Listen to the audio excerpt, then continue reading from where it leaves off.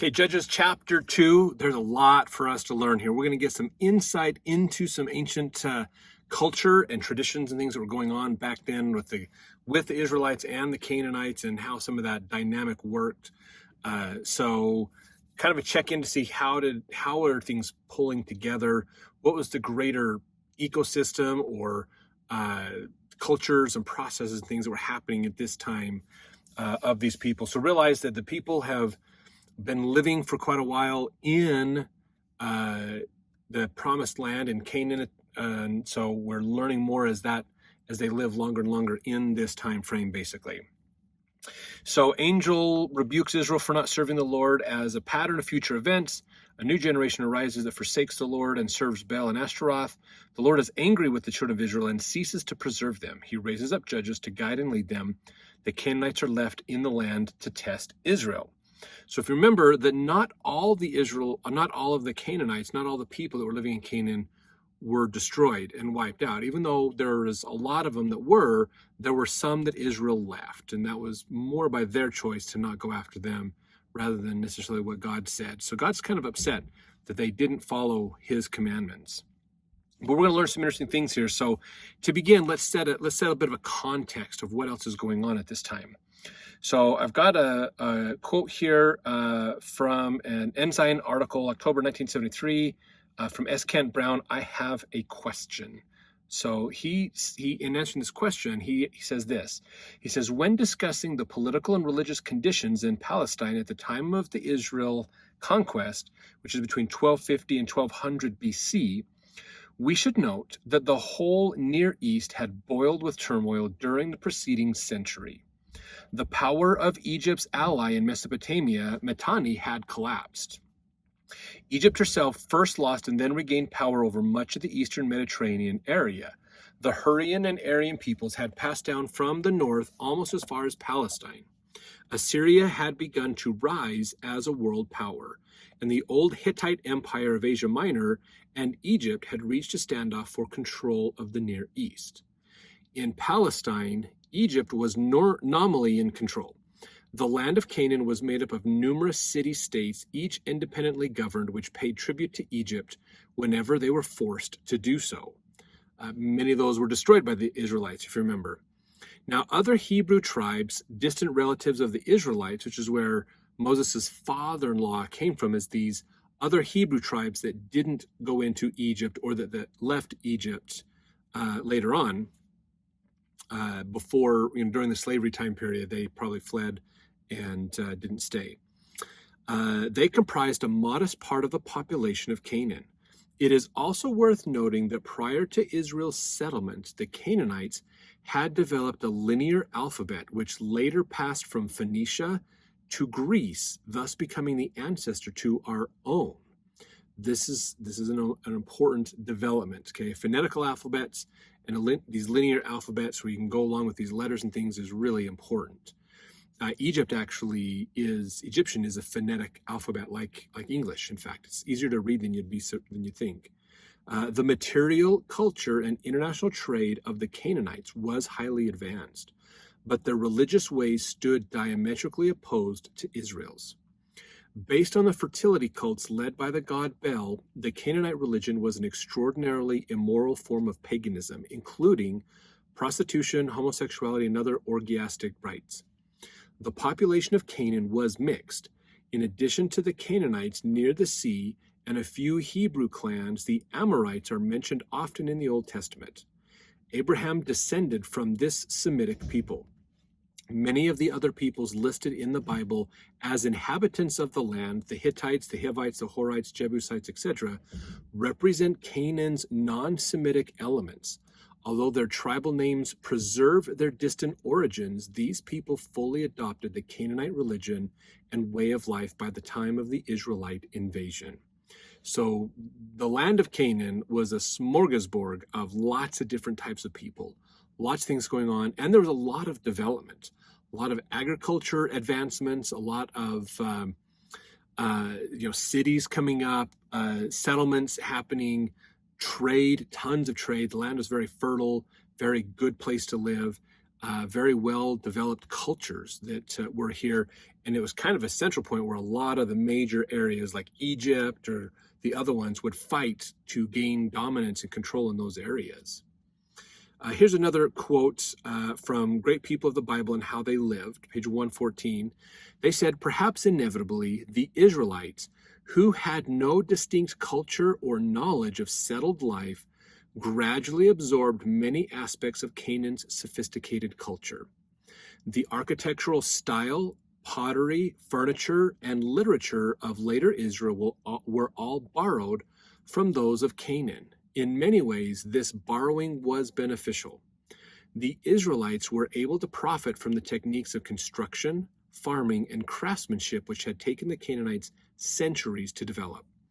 But in the eyes of Israel's religious leaders, the pagan ways of the Canaanites posed a continual threat to the integrity of the nation. The Israelites' only strength lay in their common covenant. Any weakening of this basic loyalty left the individual tribes out without the strength that comes from unity.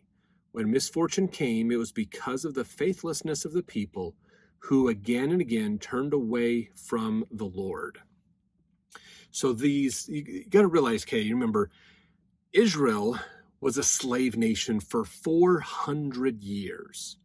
While Canaan is growing and emerging and developing and going through these technological advancements and things, they're slaves. They're doing slave manual labor all the time. So not a ton of growth and progress for them as much as they could have. Then they leave and they come out of Egypt, and then they spend 40 years wandering in the desert. And when you wander a lot in the desert, you learn to take very little with you, because anything you take, you've got to carry or pull along with you. So they probably cut really far back on their possessions, their items. They didn't even carry food with them because the Lord provided manna. And remember, there was a spring that came up that Moses struck the rock and the rock split and water came out. They had a spring that they could use. So they had their essentials together. Their clothes didn't wear out very fast at all. They lasted, so they were greatly blessed of God. But they didn't have access or didn't deal with all this other technological stuff. They're moving constantly, so that's a different culture, a different way of living your life day to day when you're moving all the time than it is when you are settled and you have an established place. They probably didn't stick around long enough to grow crops, so there's a whole generation that didn't grow crops. So now they get into the nation, the Canaanite nation. They take over the area. They destroy all these nations out.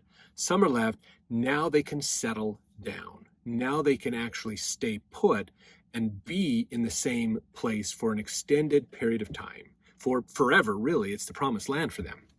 So that's changing. That's going to, again, change their culture, change how they do things. So they're looking around at these other nations that are around them, realizing that, man, we need to do better. Look at this stuff. Look at what they can do. We're going to learn from them. They took probably of some of the science and advancements and cultivation techniques and things of the people they destroyed and watched, oh, look, here's how they're farming. Here's what they're doing. Oh, we're going to learn from them. So, while the rest of the world moved up as far as advancements in technology and understanding of things, Israel was down here, and then they quickly came up.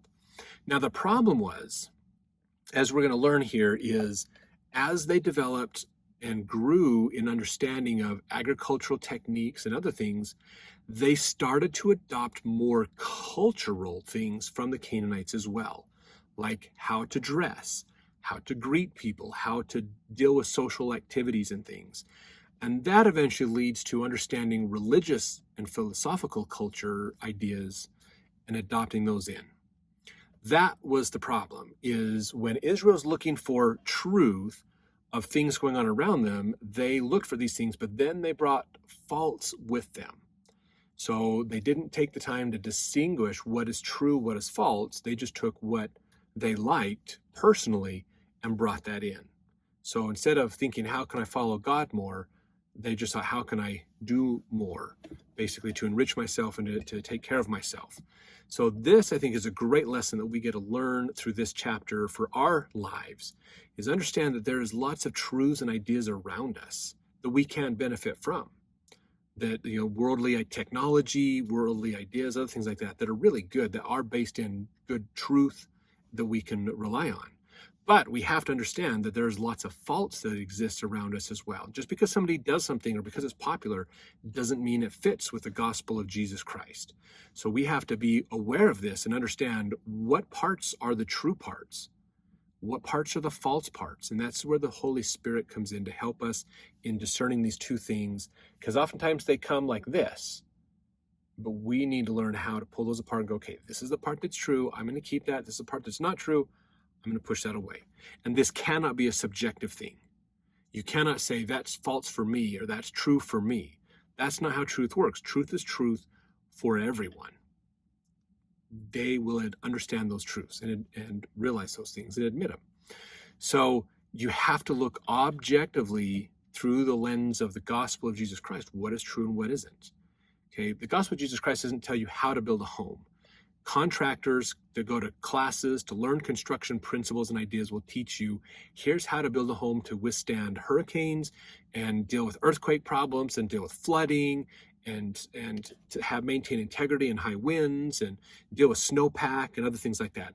The rules to follow to build a home adequately are truths. And those are good truths, and we should seek those truths to make our homes and lives better because of it. There's truth in everything around us, and we should seek those truths. However, we have to realize that some things we learn do not jive with the gospel. The gospel clearly will say, nope, that's not how we do it. So we need to understand that and seek more of what the gospel wants us to do. Okay, that's important, very, very important. So let's get in and talk about this. We're also going to see a pattern of what we call the pride cycle. This is a cycle. It's very apparent in the Book of Mormon. We've got a whole series on pride cycle to talk about these patterns, these ideas. Okay, societies go through trends and patterns of prosperity and problems, and the scriptures actually teach us how this pattern works. So this is an example of this. The Israelites were blessed. Now they're getting to the other end where they're not following God and they're going to have problems. So if you want more on those, watch the videos we have on the pride cycle, and then we're going to talk about this more today. So let's jump in. Verse 1, and an angel of the Lord came up from Gilgal to Bochim and said, I made you to go out of Egypt and have brought you unto the land which I swear unto your fathers. And I said, I will never break my covenant with you. And ye shall make no league with the inhabitants of this land. Ye shall throw down their altars, but ye have not obeyed my voice. Why have ye done this? So this angel, this is a person, an angel who has come to represent God, basically, and deliver this message going, I told you these things, I did these things for you. Why are you not keeping my commandments, basically? Verse 3, he keeps going on. He says, wherefore I also said, I will not drive them out from before you, but they shall be as thorns in your sides, and their God shall be a snare unto you.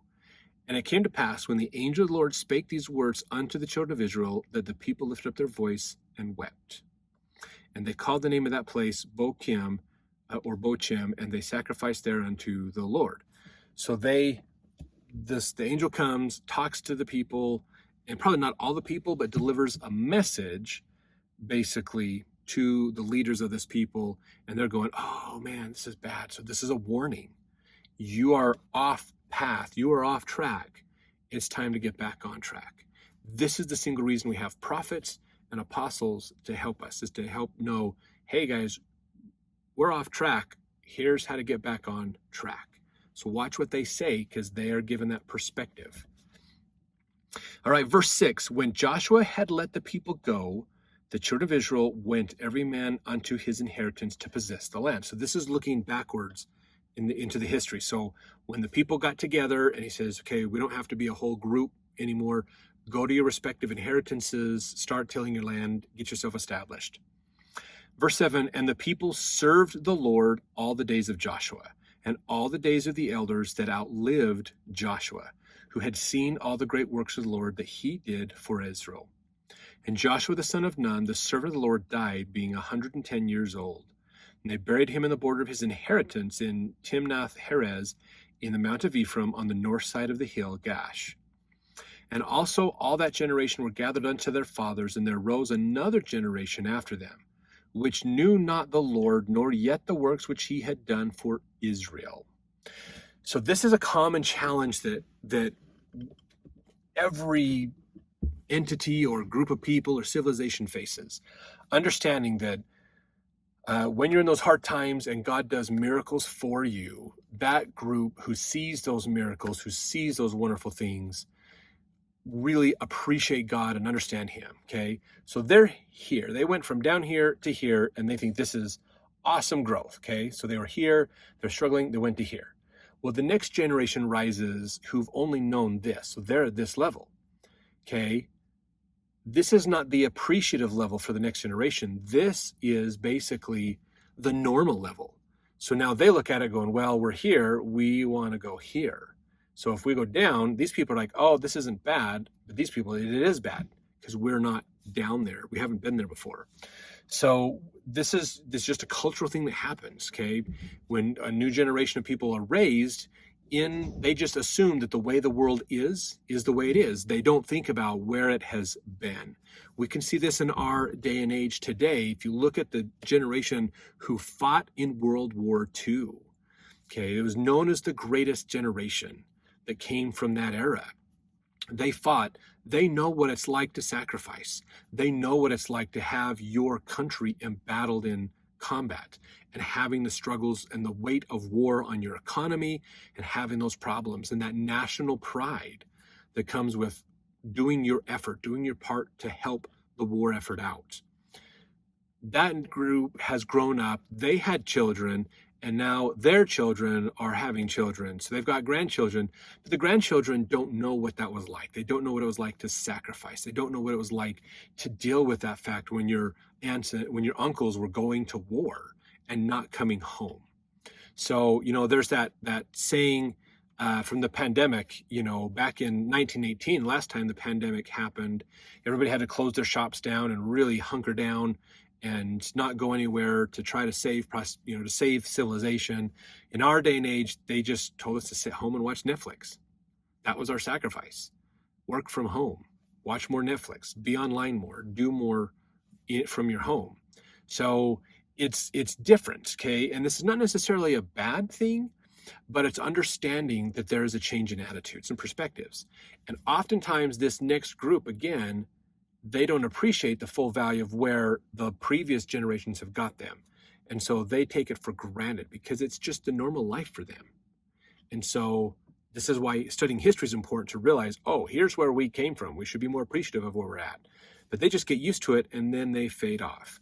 This is part of the challenge in the pride cycle that we experience, is that the people who are humble and repent end up having children and grandchildren and later generations who don't know the Lord as well, who are just having to use their faith on the scriptures and what the stories they heard to rely on that. And then they forget God and they lose the Lord and then they go. Just like the saying, hard times make hard men and hard men make good soft men and soft men make hard times, and it kind of goes around like that.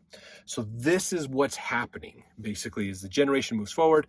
This new generation doesn't understand completely the value. They just see the world as it is, which is we have one way of doing things and the world has another way of doing things, and we like the way the world is doing things better. So they lose faith. They become religious by action and behavior, but not necessarily by faith. This happens a lot. So verse 11, here's what's going to happen to this new generation. It says, and the children of Israel did evil in the sight of the Lord and served Baalim. They forsook the Lord God of their fathers, which brought them out of the land of Egypt, and followed other gods, of the gods of the people that were round about them, and bowed themselves unto them, and provoked the Lord to anger. And they forsook the Lord, and served Baal and Asherath. This is what happened, basically, to them. So they followed the more worldly standard of what was going on around them, rather than the traditions that they had hopefully been taught by their parents as they went through. So each generation has a tendency to lose faith. This is such a common and natural phenomenon. It's amazing. This is why it's important you have to keep working at it. Faith doesn't come because your parents were faithful. Faith comes because we individually seek it out.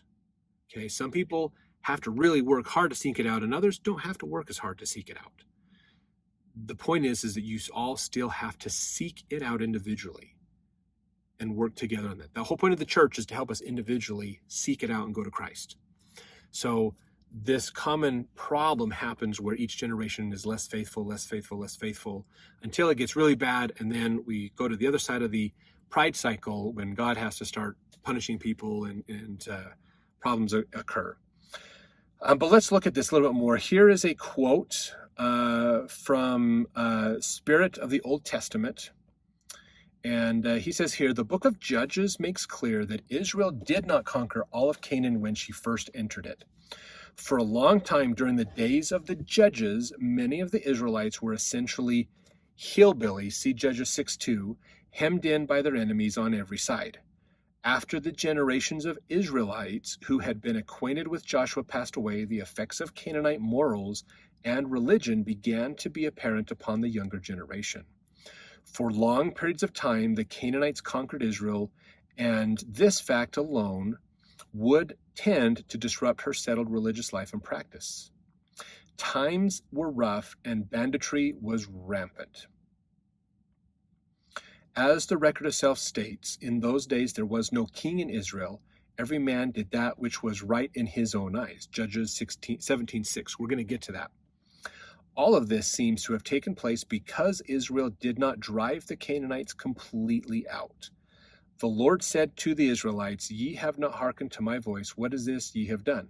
Wherefore I also said, I will not drive them out before you, but they shall be unto you as snares, and their God shall be as a trap unto you. So because Israel didn't drive him out, God said, well then fine, if you want them there, I'm going to let them stay there, but they're going to be a thorn in your side. Mark my words. And sure enough, they caused him a lot of problems. Israel's conduct during this period had a lasting effect upon her religion and morals. For centuries, Israel's prophets and wise men referred to it and denounced her allegiances to old Canaanite practices. It is plain that Israel, during the period of the Judges, compromised her relatively high religious ideals with Canaanite practices, and certain elements in her population must have apostatized completely. So this happened a lot, and idol worship was massive. Baal and Asherath were probably two of the major idolatry figures that we hear about a lot. So let's just take a second and understand these, because you'll hear Baal and Asherath quite a bit. So let's look into some of the rites and ideas around these to understand this a little bit better. Here is a quote from the Bible Encyclopedia under idolatry. Says, the general rites of idolatrous worship consist in burning incense, in offering bloodless sacrifices as the dough cakes and libations in Jeremiah 7:18, and the raisin cake in Hosea 3:1, in sacrificing victims, 1 Kings 18:26, and especially in human sacrifices. So I just pause for a second, okay? Remember, Israel, under the law of Moses, was told to offer blood sacrifices of animals and some non-blood sacrifices of dough and flowers and those kinds of things as well. But idol worship did sacrifices as well, and incense was burned as well for both. They were doing sacrifices, but bloodless ones, unless it was human, then they sacrificed it as blood. So they were kind of doing the opposite. And this is so key. Okay, every time Satan has an influence over people, he does the opposite, or something similar but different than what God wants done. So it sounds familiar, but it's actually a little different and takes you in the wrong direction. So moving on here, these offerings were made on high places, hills, and roofs of houses, or in shady groves and valleys. Some forms of idolatrous worship had libidinous orgies. Divinations, oracles, and rhabdomancy form a part of many of these false religions. The priesthood was generally a numerous body, and where persons of both sexes were attached to the service of any god, like that of Asherath, that service was infamously immoral. So very common problems that they had. And let's get in and talk about Ashtaroth and Baal specifically to understand these two. Now, Asherath, this is the name of Astarte, goddess of the Zidonians, and also of the Philistines, whose worship was introduced among the Israelites during the period of the Judges, and was celebrated by Solomon himself, and was finally put down by Josiah. She is frequently mentioned in connection with Baal as the corresponding female divinity. And from the addition of the words and all the hosts of heaven in 2 Kings 23:4, it is probable that she represented one of the celestial bodies. The most prominent part of her worship consisted of those libidinous orgies, which Augustine, which is Old Testament person, early church father, or New Testament, who was an eyewitness of their horrors in Carthage, describes with such indignation. Her priests were eunuchs in women's attire, and women, prostitutes, who, like the Byateries of India, prostituted themselves to enrich the temple of this goddess. So that's from the Bible Encyclopedia as well. Now let's learn about Bel, the supreme male divinity of the Phoenician and Canaanitish nations, as Ashtoreth was their supreme female divinity. Bel is the male divinity. Some suppose Bel to correspond to the sun and Ashtoreth to the moon. Others that Bel was Jupiter and Ashtoreth Venus. There can be no doubt of the very high antiquity of the worship of Bel. It prevailed in the time of Moses among the Moabites and Midianites, and through them spread to the Israelites.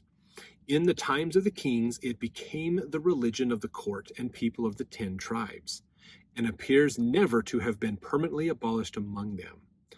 Temples were erected to Bel in Judah, and he was worshipped with much ceremony.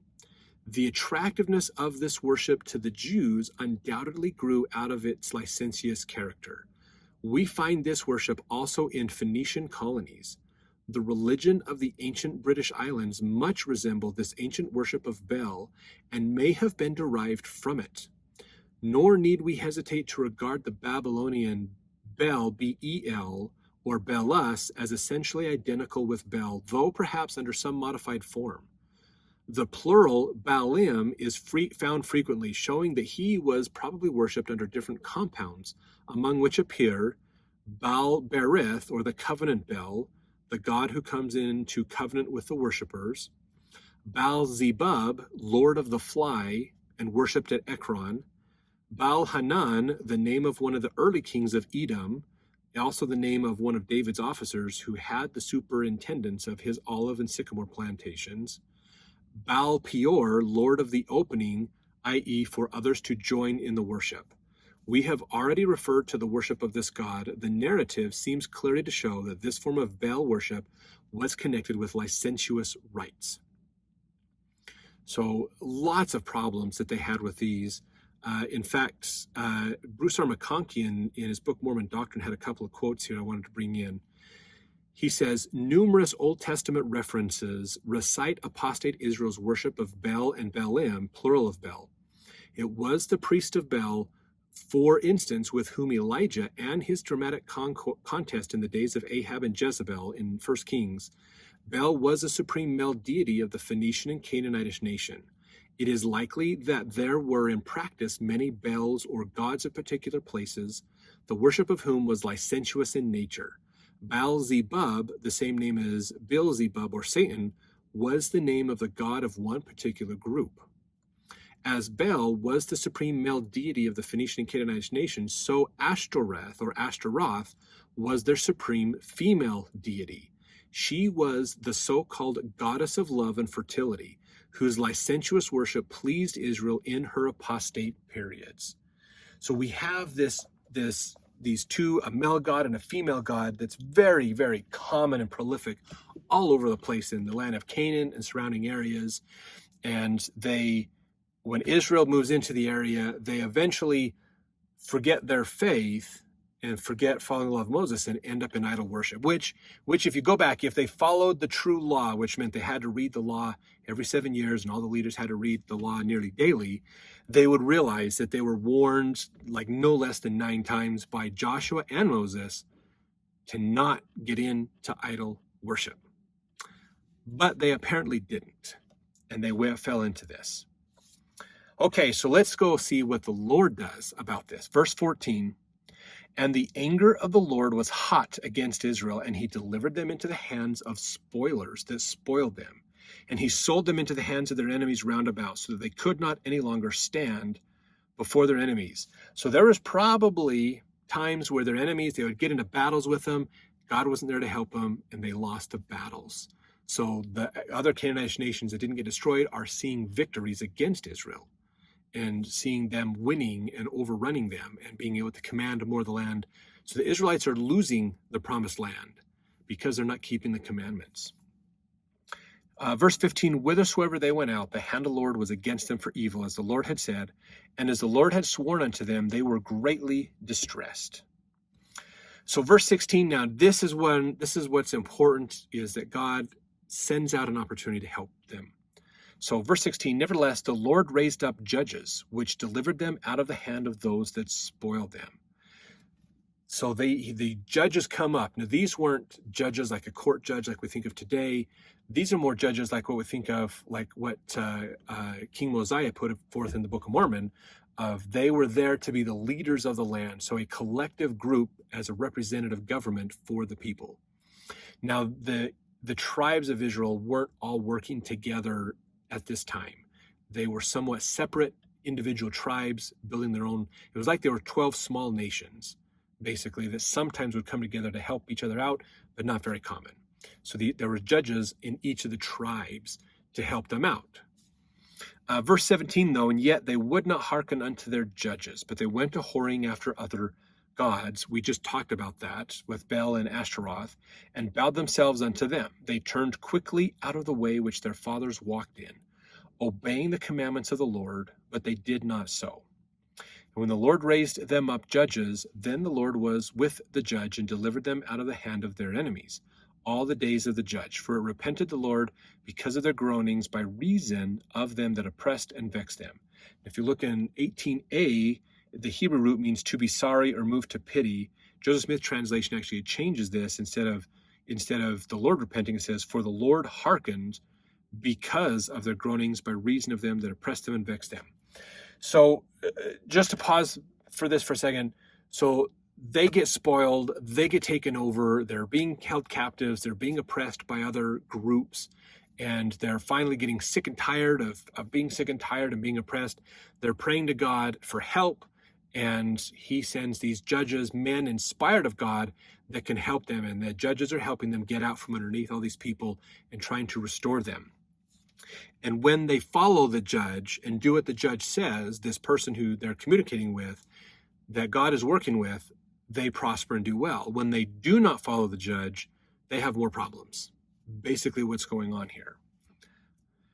Let's see, verse 19, it came to pass when the judge was dead that they returned and corrupted themselves more than their fathers. In following the other gods to serve them and to bow down unto them, they ceased not from their own doings, nor from their stubborn way. So he's trying to get them up, but it's like each tribe is trying to get themselves up. Some were doing better than others, and it was going back and forth. They weren't cohesive anymore. They weren't coming together anymore. And some would prosper, but then when the judges died, when these men died, then they went back. So they didn't really have true faith in God. They believed the judge, who was appointed by God, helped by God to get them out. Whenever the people need their help and cry, God brings people in that he can communicate through to help the people out. But when they forget them and stop listening to them, which is their agency to do, then they fall away. And it's not so much that God stops talking, but they stop listening. They go after other gods. They do other things. They put things more important than God himself. Anything you put that's more important than God himself is your God. So a form of idol worship, in a way. So now we have that they're trying to get better, but then they go back down. They're struggling. This is that cycle we see. Now, verse 20, and the anger of the Lord was hot against Israel, and he said, because that this people hath transgressed my covenant, which I commanded their fathers, and have not hearkened unto my voice, I also will henceforth drive out any from before them of the nations which Joshua left when he died, that through them I may prove Israel whether they will keep the way of the Lord to walk therein as their fathers did keep it or not. Therefore the Lord left those nations without driving them out hastily, neither delivered he them into the hand of Joshua. So realizing again, because they broke the covenants, this is what was happening basically. So they didn't get him out the first time. They broke that covenant. So now he's not going to drive him out, but he's going to use him as a tool to deal with Israel. Now, this is not unlike what we hear in the story of the Book of Mormon, with the Lamanites being preserved to help the Nephites learn to turn back to God. They use whenever the Nephite nation in the Book of Mormon dwindles in unbelief, the Lamanites rise up and fight them, and then that humbles the Nephites, and they ask for God's help, and they come righteous again, and then they go back to an equilibrium balance. So in a way, God is doing the same thing with Israel, but Israel didn't follow the commandments to be humble. They fell right back into idolatry rapidly and didn't learn, and so they have more problems and a different future than what the Nephites had, but not too different of a future, honestly, in the long run.